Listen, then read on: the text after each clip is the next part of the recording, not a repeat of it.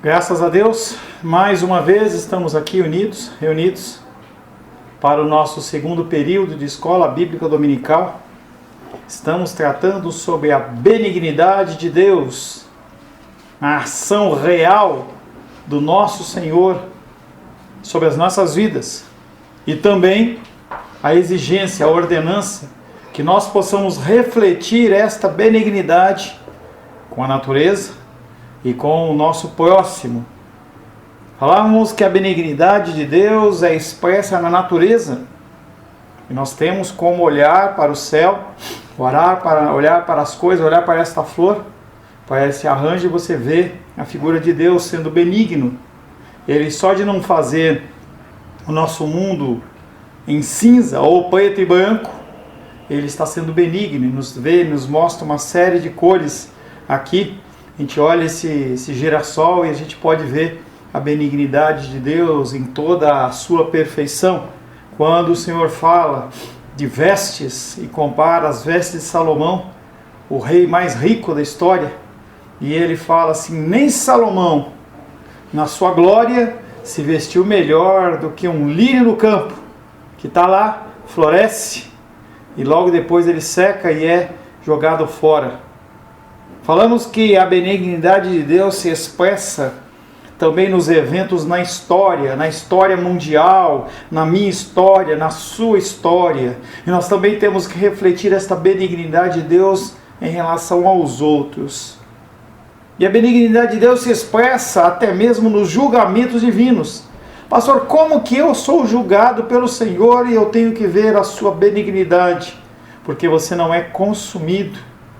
Graças à sua benignidade, as suas ações pecaminosas, elas não são pagas no preço que deveria ser pago. E ele, sabendo que você não tem condições de pagar, ele sacrifica o seu Filho amado. Lá no texto de Isaías capítulo 53, ele diz que agradou ao Senhor moê-lo. Ele ficou feliz, se agradou em ver o seu filho pagando o preço por mim e por você. Porque a ação dele como Deus foi de benignidade, a ação de Jesus Cristo também foi de benignidade. Salmo 119, 39 diz, o salmista ora: afasta de mim o opróbrio que temo, porque os teus juízos são benignos. Em outra passagem, quando Davi ele manda fazer um censo, na verdade ele queria saber quão poderoso ele era. E o general repreende e fala: não faça isso, Davi. E ele fala: eu sou rei e vai fazer. Quando acabou-se o censo e foi se apresentado o número, veio o juízo sobre a vida de Davi. E o profeta olha para ele e fala: você tem 3 opções: fome, peste na tua região aqui, no teu país. Você ser perseguido pelos inimigos por um tempo, ou você ficar 3 dias debaixo das mãos do Senhor. E ele fala: eu prefiro estar debaixo das mãos do Senhor, porque o Senhor ele age de misericórdia. Ele é benigno no sentido de não me dar o preço da minha punição em relação ao que eu fiz. Se os julgamentos de Deus fossem apenas moralmente bons, não sobraria nada senão o medo. Mas os juízos de Deus são benignos, e por isso nós temos esperança. Quando você cai, quando você não age em benignidade, quando o seu coração se fecha no sentido de não ajudar o próximo, não ajudar a casa do Senhor, o Deus olha e fala assim: eu vou ser benigno com meu filho, eu não vou destruir. Eu não vou agir como o povo fala, vou mandar gafanhoto, agora vai quebrar isso, quebrar aquilo. Não faz. Os julgamentos de Deus, eles são benignos e por isso nós temos esperança. Em esperança em relação ao julgamento maior. O julgamento do fim dos dias. Um julgamento em que estarão reunidos bodes e ovelhas. De um lado, os salvos do Senhor.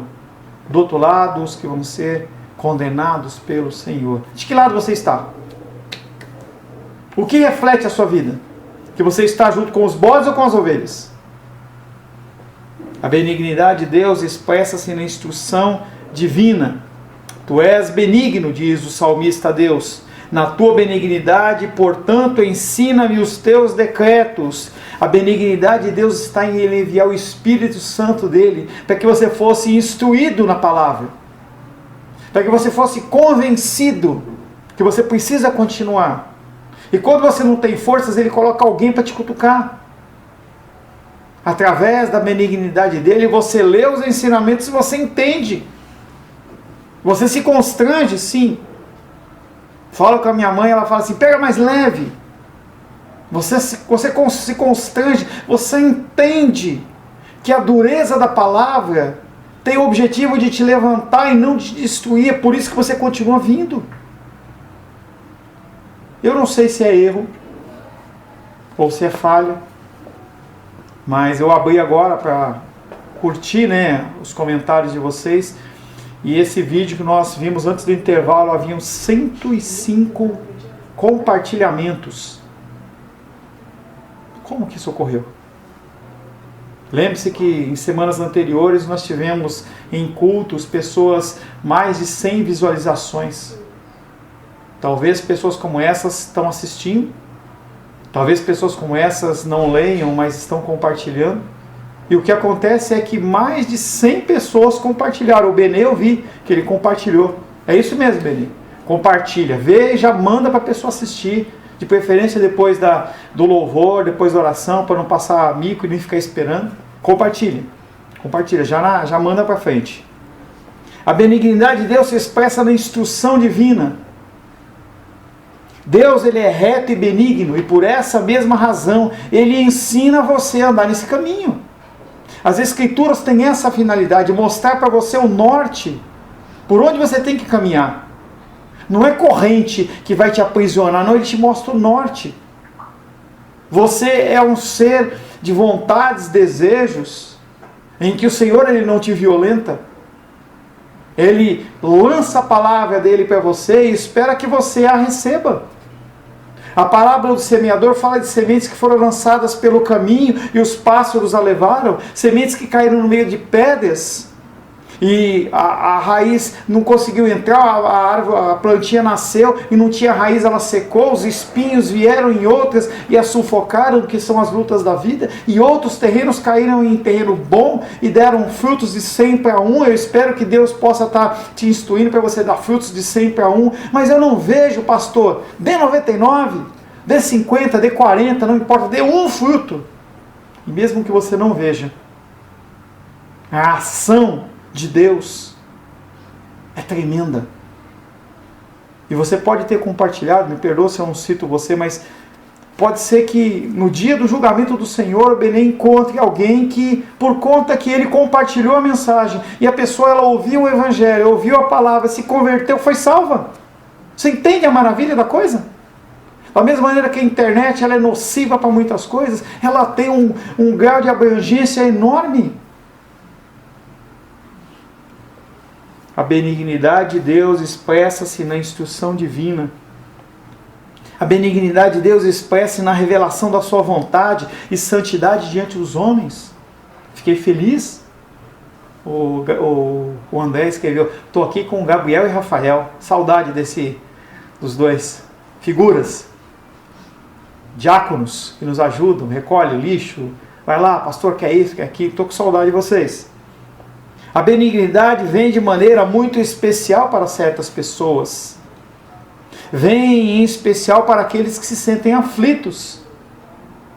A aflição, ela, vamos dizer, atrai a benignidade de Deus, mas não o sofrimento.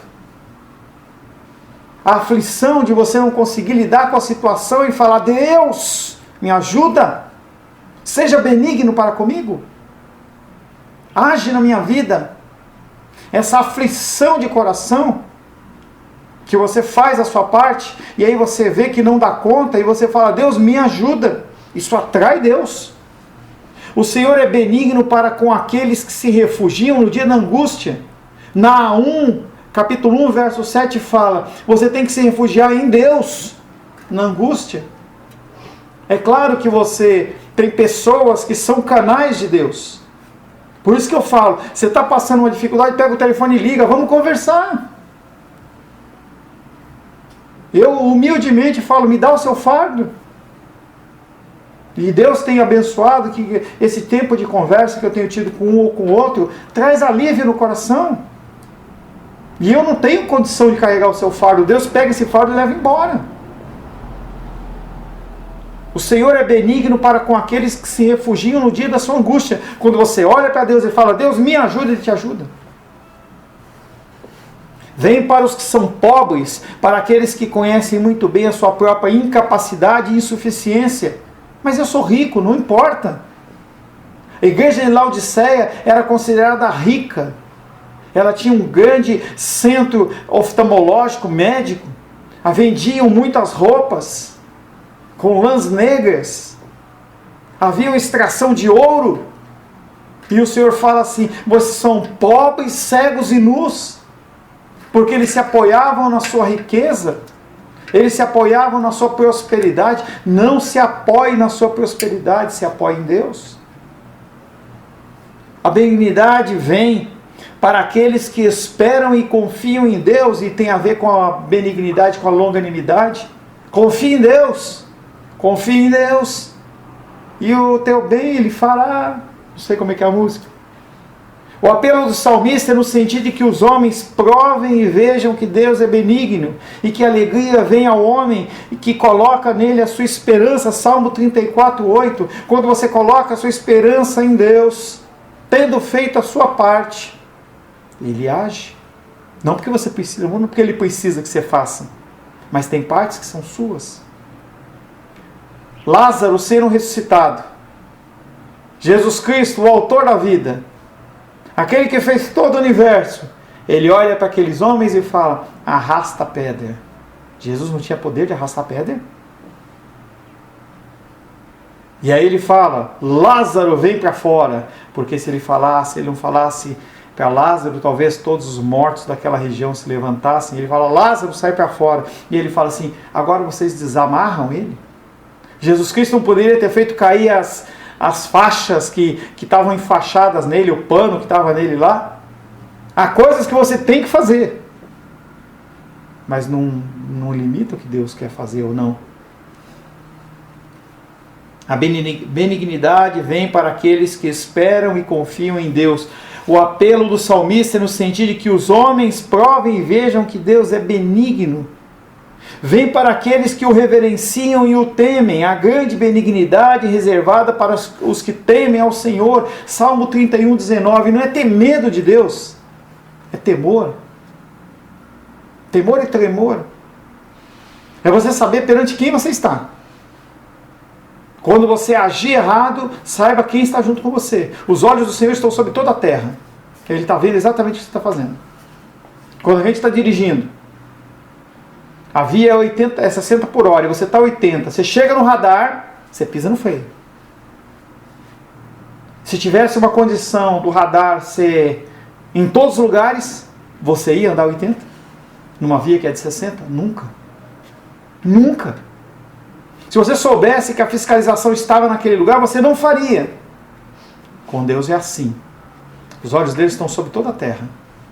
Desenvolva um temor santo, para que quando você agir errado, você fala, quem está olhando é Deus. E há consequências. A grande benignidade reservada para os que temem a Deus. Vem para aqueles que esperam em Deus. O Senhor é benigno para com os que esperam nele. Salmo 145:9. Benignidade, longanimidade, paciência e ação. Portanto, não é surpreendente que o fato de possuir esse tipo de benignidade torne o homem, em certo aspecto, bom. E que negligenciá-la traz a condenação divina, quando você não age com benignidade. Se você não tem benignidade no teu coração, você vai para o inferno. Se você é uma pessoa que retém, se você é uma pessoa que só pensa em você, o amor de Deus não está em você. Continue vivendo desse jeito, porque o teu caminho é inferno, é trevas. A lamentação do salmista é por não haver ninguém que pratique a benignidade. E por não haver ninguém que é benigno, nem sequer uma pessoa. Salmo 53:3. O salmista olha e fala assim: eu não vejo ninguém. Elias, depois de fazer parar a chuva, e ele volta e ele fala assim: eu não vejo ninguém. E Deus fala assim: não, tem 7.000 que eu guardei. Você tem sido guardado. O pouco de benignidade que você faz diferença na terra. Faz diferença na região onde você mora, entre os seus familiares. A lamentação do salmista é por não haver ninguém que pratique a benignidade. Confia no Senhor, diz o salmista, e faz o bem. Não olha para o lado. Se você for querer medir a sua benignidade na ação dos outros, você não vai fazer nada. A sua benignidade tem que partir do que Deus tem feito na sua vida, não do que os homens fizeram. Ah, ele não fez isso para mim, eu não vou fazer. Não é assim que funciona. Não haja assim. A tragédia da vida é que não há ninguém que pratique a benignidade. Salmos 13, verso 1 e 3 fala isso. O homem bom e benigno é aquele que se compadece e empresta. E ainda mais Deus fala: se você é uma pessoa que não vê o teu irmão passando necessidade e não empresta, você é pior que o ímpio. A gente tem dificuldade de dar os nossos recursos. Para no farol, o cara fala assim: tem uma moedinha para mim. E eu vou abrir o vidro e vou expor a minha vida a um cara na rua. Mas não é o que você faz quando você anda na rua com o celular na mão, digitando, exposto. Por que naquele caso em que você vai abençoar, você fica todo cheio de dedos? Você entende que não é para você dar, não é necessariamente você tem que dar 100 reais, 1.000 reais, mas dá a moedinha que ele está pedindo. Abençoa. Importar-se com os outros faz parte da essência da vida virtuosa.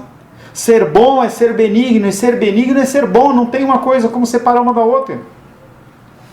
Finalmente, no que diz respeito ao Antigo Testamento, podemos notar que a palavra benignidade pode descrever algo muito precioso, porque em Ezequiel é usada 2 vezes para descrever pedras preciosas. Ele vem falando da condição das pedras preciosas, ele fala assim: benignidade de Deus. Ezequiel 27, 22. Eu ia tentar adivinhar o que está aqui no texto, mas eu não vou não. Vamos lá, Ezequiel 27, 22.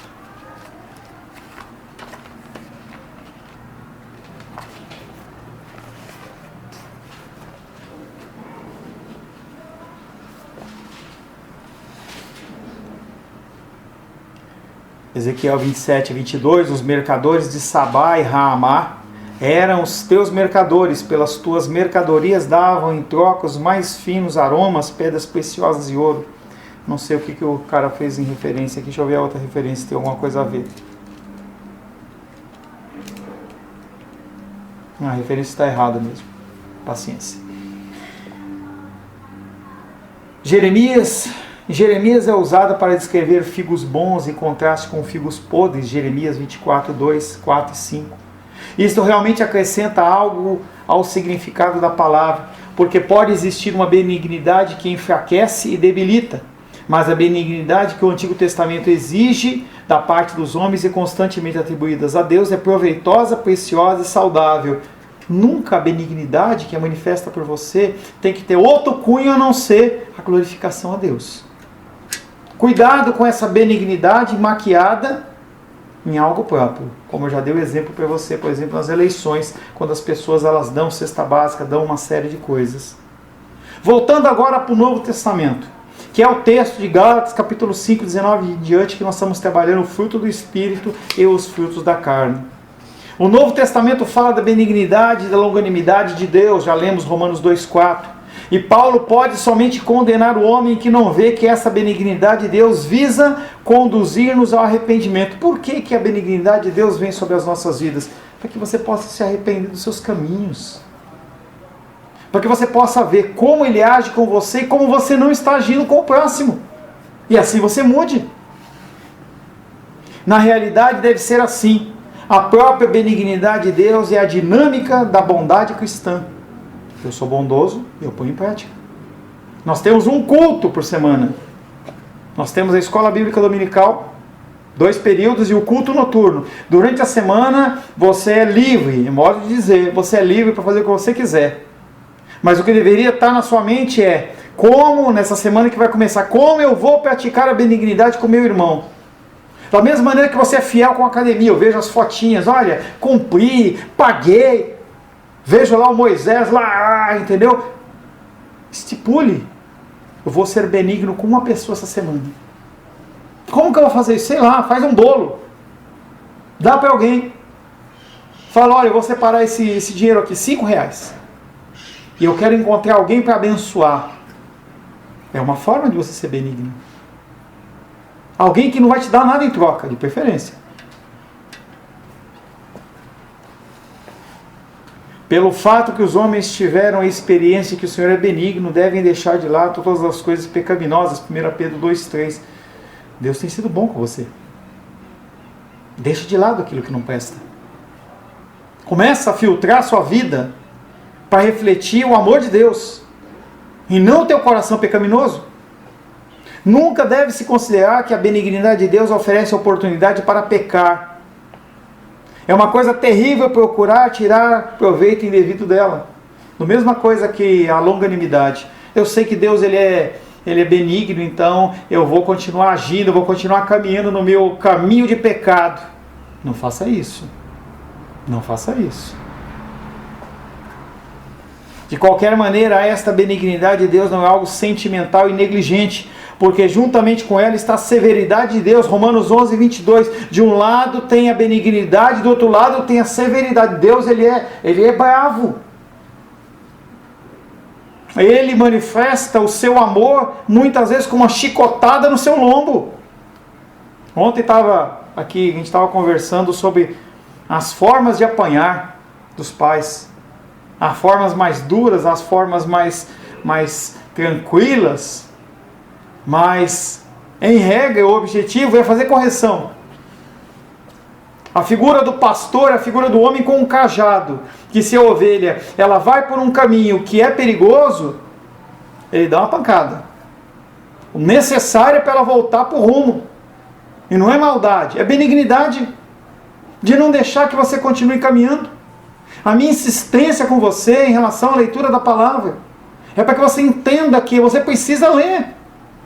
E eu sou duro em algumas pessoas, outras mais, outras menos. E não é benignidade de Deus. A minha vontade talvez fosse dar um tapa na sua orelha, mas Deus fala assim: não, vai lá e fala. Será que a pessoa não entende que precisa ler?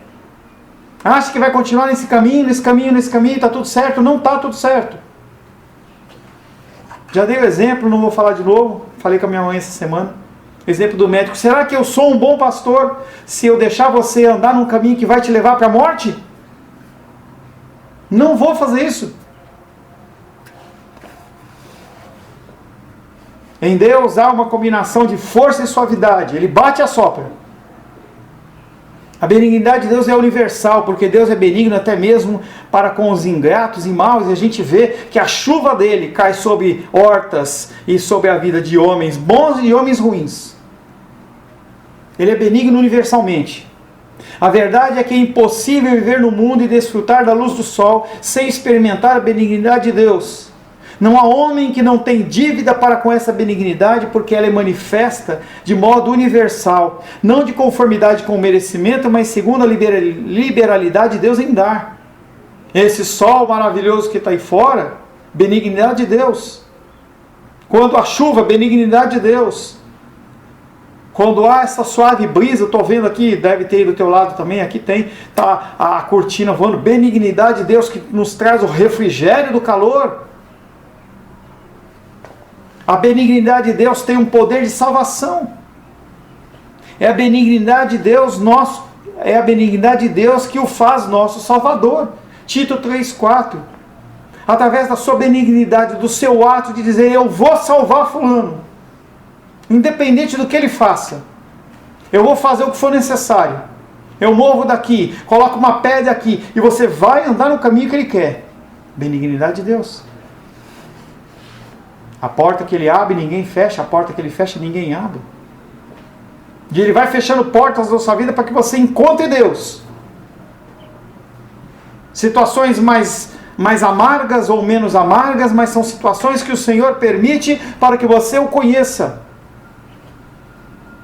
É uma benignidade que perdoa os pecados do passado e que, mediante o Espírito Santo, faz com que você se convença deles e você mude.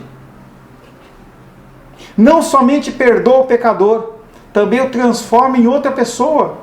Aquele que está em Cristo, nova criatura é. As coisas velhas se passaram, tudo se fez novo. Você não é mais a mesma pessoa. Mesmo que você, vez após vez, queira voltar para o vômito, você não é a mesma pessoa. Sim, é vômito. Quando você volta às velhas práticas, você está voltando para o vômito. É aquela coisa nojenta mesmo.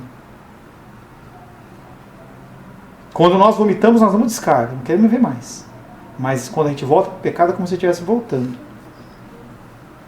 É por isso que a benignidade de Deus para conosco é exemplificada e demonstrada, acima de tudo, em Jesus Cristo. Jesus Cristo é o maior exemplo da benignidade de Deus para comigo e para com você. Efésios capítulo 2, verso 7. E através dessa demonstração que nós vemos o amor de Deus manifesto na minha vida e na sua vida. A vinda de Jesus Cristo é um ato supremo da benignidade de Deus. Ou você acha que você merecia? Você acha que você merecia isso? Você acha que você merece? Agindo como você age. Sempre que eu falar com você, eu estou falando para mim. É como se eu estivesse falando com o espelho. Não se sinta acusado, porque a acusação que vai sobre você vem sobre mim. Você acha que você merece? Ainda acha que você merece? A benignidade de Deus vem através de Jesus Cristo, em que Ele abandona lá os céus para se encarnar num ser humano. E você não consegue sair da sua casa para falar do amor de Deus. É por causa da Covid. Que mentira, você está se enganando com isso? Assim como no Antigo Testamento, também no Novo Testamento. A benignidade é uma característica da vida virtuosa. Paulo cita o salmista dizendo que a tragédia da vida é que não há quem faça o bem, não há quem seja benigno, Romano 3,12. As pessoas cada vez mais são amantes de si mesmos. O mundo, ele tá se fechando. Cada um só pensa em si. O perigo da vida é que as más companhias corrompem os bons costumes. E agora você entra na internet e você tem 5.000 amigos que postam todo tipo de coisa. E que você come aquela porcaria. Você não está nem aí, você vai liberando. E você vai aceitando as pessoas. E você come daquela comida podre. A benignidade é a característica da vida virtuosa. O perigo da vida é que as más companhias corrompem os bons costumes que o cristão deve ter. Quanto mais você assiste porcaria, você ainda vê novela, é isso? Você ainda senta perante a novela e você vai ver lá a mulher adulterando, tendo relação sexual praticamente desnuda lá, e está tudo certo, é tudo bom. Você ainda traz os seus filhos para assistir. E você vai se alimentando dessa porcaria 2 horas, 1 hora por noite, 8 horas por semana, 9 horas por semana, 7 horas por semana. E aí você lê 10 minutos da Bíblia e você quer que o seu espírito se alinhe com Deus enquanto você come essa podridão. Mesma coisa com filmes, mesma coisa com séries, com documentários, o que quer que seja. Mídias sociais, 2, 3, 4 horas por dia. E você quer o quê? Ser forte em espírito? As más companhias corrompem os bons costumes. E isso não necessariamente tem que ser o contato pessoal, o que você assiste no seu celular. Esta benignidade é uma das coisas que o cristão deve vestir como parte da vida cristã. É uma veste. Não é algo que você pode simplesmente colocar no dia de domingo para assistir a dominical ou culto noturno. Tem que ser uma veste que tem que colar no seu corpo. Colada no corpo. E não saia, você não tire ela. Você vai sentar perante a televisão e esteja com ela. E analise o que você está assistindo, o que você está se alimentando. Porque aquilo vai corromper você. A gente tem visto notícias na televisão em que se você assiste um canal, você vai falar assim: se eu sair e puser o nariz para fora, a Covid me pega e eu caio morto no portão mesmo. Agora tem outros que falam que não é nada. Você entende que a mídia ela te manipula e faz o que você quer, o que ela quer que você faça? E se você não tiver discernimento e assistir qualquer coisa, ter contato com qualquer coisa, a tua benignidade vai cada vez esfriando mais. Eu não vou ajudar, eu não vou abençoar. Porque eu tenho que fazer o quê? É granjear. O dia é mau, eu tenho que guardar e não posso ajudar ninguém. É com essa benignidade que os cristãos devem perdoar uns aos outros. E esse perdão segue o modelo que nós mesmos recebemos de Deus. Ele não está pedindo que você faça nada do que ele já fez. O interessante da vinda de Cristo é, ele fala, faça como eu faço. Segue os meus caminhos. Segue o meu exemplo. É isso que ele pede. Ou melhor, ele ordena. Para os filhos ele ordena. Quando ele fala que você deve perdoar uns aos outros, ele fala, como eu vos perdoei. A oração do Pai Nosso. Perdoa as minhas ofensas, assim como eu tenho perdoado, assim como eu tenho sido benigno com você. Efésios 4,32 diz, antes sedes uns para com os outros benignos, perdoando-nos uns aos outros, como também Cristo vos perdoou. Até mesmo as virtudes mais rigorosas perdem seu valor, se essa benignidade não estiver presente na vida. 2 Coríntios capítulo 6, verso 6. Abre aí, por favor. 2 Coríntios capítulo 6, verso 6.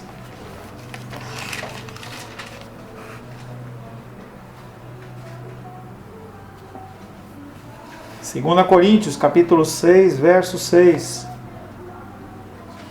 Na pureza, no saber, na longanimidade, na bondade, que é a benignidade, no Espírito Santo, no amor não fingido. A motivação sua tem que ser abençoar e não receber algo em troca. Ainda restam mais duas ocorrências no Novo Testamento que faltam ser estudadas e que têm mais a acrescentar ao quadro desta palavra. Lucas capítulo 5, verso 29. Abre aí. Lucas capítulo 5, verso 29.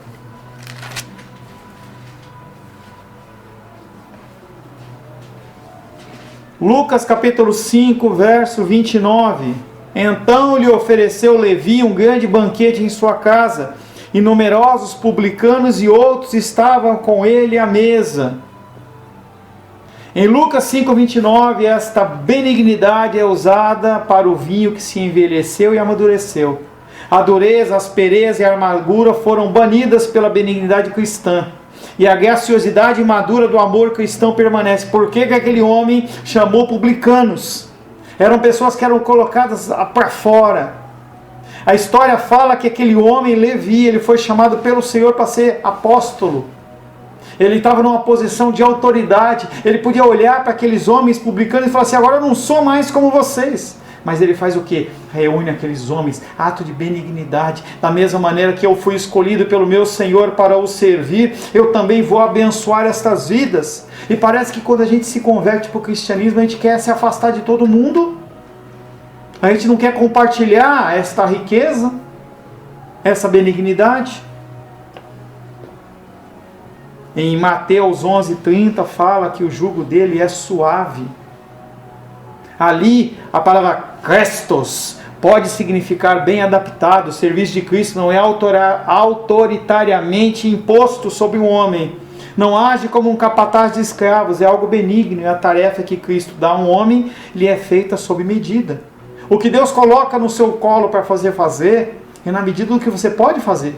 É por isso que as pessoas que elas são direcionadas a você já passaram pelo crivo de Deus. Se alguma situação ela ocorrer na sua vida, de você poder abençoar a vida, quem colocou aquela pessoa para você foi o próprio Deus. É claro que você tem que orar, você tem que ser discernimento. Mas se aquela vida foi colocada, seja como Jesus Cristo e fala, me dá o seu fardo, deixa eu te ajudar. Essa é a benignidade de Deus esperada de Cristo pela sua pessoa. Nada diferente do que Ele fez. Se você tiver que entregar sua própria vida, entregue. Seja de uma forma literal ou não, nós não vivemos num país que há esse tipo de perseguição. Mas, por exemplo, o nosso missionário, a família Charles, vai ele, a esposa e a filha de 14 anos. Eu não tinha coragem dele de ir para aquela região lá, em que as pessoas estão sendo presas, estão sendo mortas, em que as igrejas estão sendo queimadas, e ele vai lá para abençoar. porque ele entende que aquele trabalho que Deus colocou nas mãos dele é para ele fazer, não é para que eu faça. Para mim ele colocou uma tarefa muito mais fácil, eu estar aqui na comodidade da minha casa, com ventilador, janela aberta, aguinha, todo o equipamento, e eu poder pregar para você. E para você ele também deu ocupações. Seja benigno. Como eu te disse, estabeleça metas para essa semana. Uma benignidade, faça. Eu vou ser benigno uma vez. Cristo dá a um homem a tarefa que lhe é feita sob medida. A benignidade cristã, ela é bela, amável e atraente. E o seu encanto provém do fato de que ela significa tratar os homens do mesmo jeito que Deus te tratou.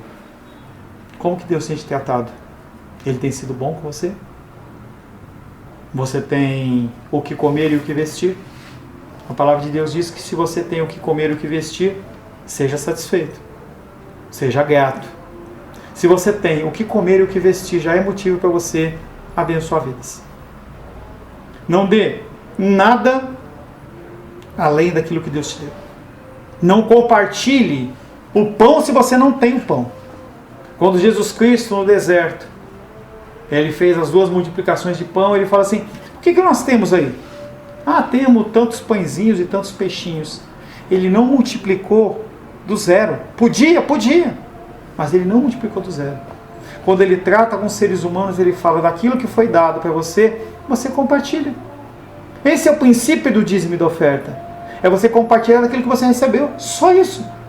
Você não é obrigado a dar a sua casa, dar o seu carro. Ninguém pede isso. As escrituras não falam isso.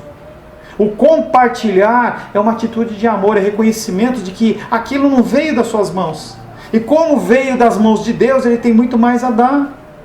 Quando o povo de Israel estava lá no início da sua jornada no deserto, Deus mandou o maná e aqueles homens comiam. Ele fala assim, não precisa guardar, porque eu vou dar. Estava ensinando para eles dependência. Mesmo assim as pessoas iam lá e guardavam. E quando chegavam no outro dia estava tudo podre. E Deus falava para Moisés, está vendo esse povo? Ele não entende. Estão querendo carne? Toma carne. Quer água? Toma água. E ele não dá em pouca quantidade. Ele dá em abundância. O povo de Israel no deserto, quando recebeu o maná, falou assim, e aquele que tinha poucas pessoas em casa, tinha o suficiente. Aquele que tinha muitas pessoas em casa também, não faltava. Agora, se você é uma pessoa que retém, Deus ele tem que te ensinar. E por vezes ele acaba te apertando. Não seja ensinado por Deus dentro deste caminho. Seja reconhecido por Deus como uma pessoa amada em quem ele tem prazer. Em que ele pode dar 1000 que você ajuda a compartilhar. E você dá 100. E eu não estou falando só de recursos financeiros, estou falando de tudo. Vestuário, vai no teu armário. Tem roupa lá que você não usa mais de ano. Doa. Não é para comprar outro. Não é para ir passear no outro dia e comprar outro, para pôr no lugar. Aprenda a viver com o que o Senhor dá, mas compartilha. Você tem demais, compartilhe com os próximos. A benignidade cristã é bela e amável. E ela provém do fato de que ela significa que você deve tratar os outros da mesma maneira que ele tem te tratado. Só isso. Oremos. Senhor, em nome de Jesus, agradecemos a Ti, Pai querido, pela Tua benignidade que é derramada sobre as nossas vidas, Pai. Benignidade, Pai querido, que tem que gerar mudança nos nossos corações, Pai. Perdoa-nos, Pai querido, pela nossa dureza. Perdoa, Pai querido, por não ouvirmos a exortação do Teu Espírito Santo. Que nós possamos ser mudados e transformados para a glória, honra e louvor do Teu santo nome. Oramos em nome de Jesus. Amém. Graças a Deus.